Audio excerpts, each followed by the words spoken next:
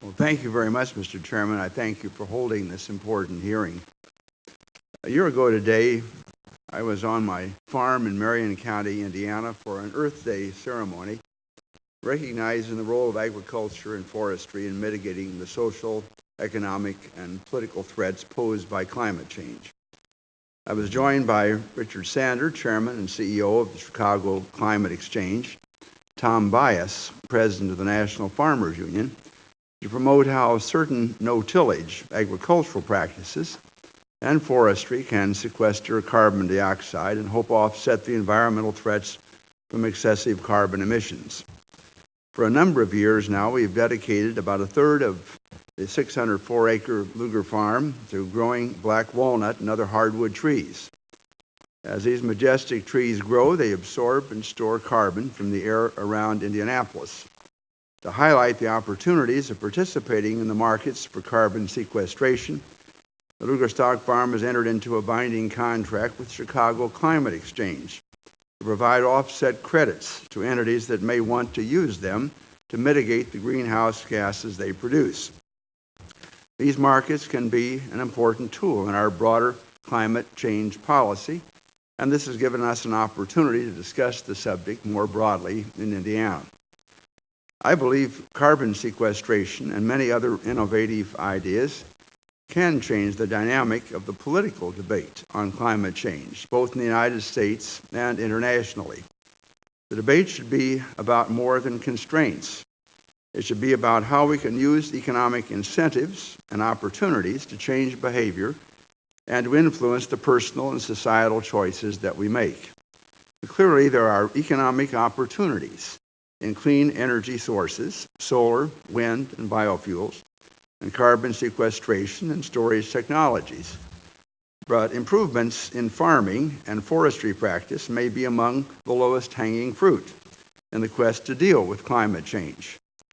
During the global climate change discussions in the late 1990s in Kyoto, the concept of carbon sinks provided by forestry and agriculture was taken off the table.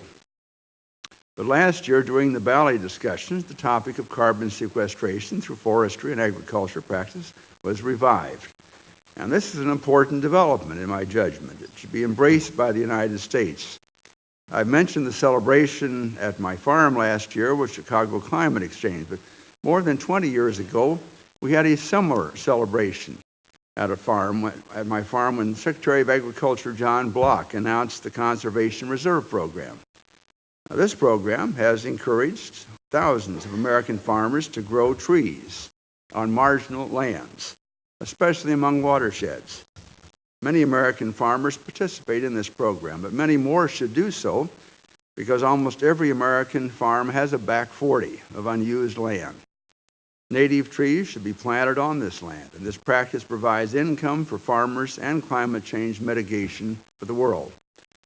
I also want to note that 10 years ago, Senator Joe Biden and I passed the Tropical Forest Conservation Act.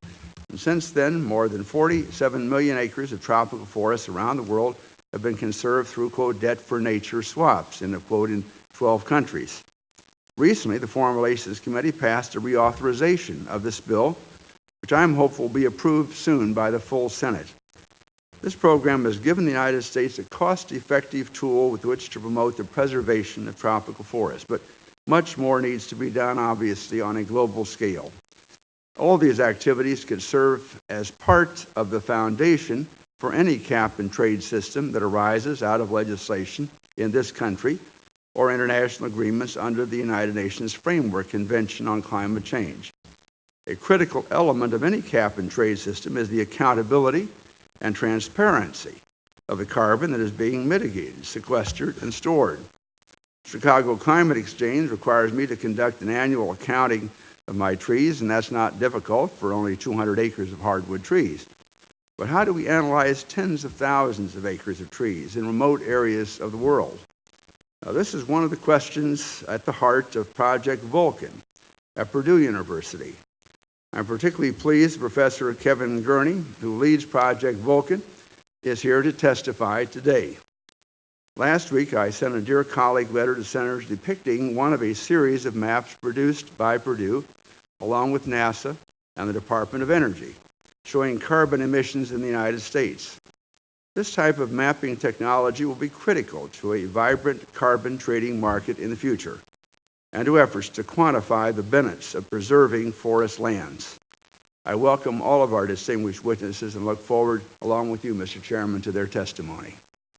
Thank you, Senator Lugar.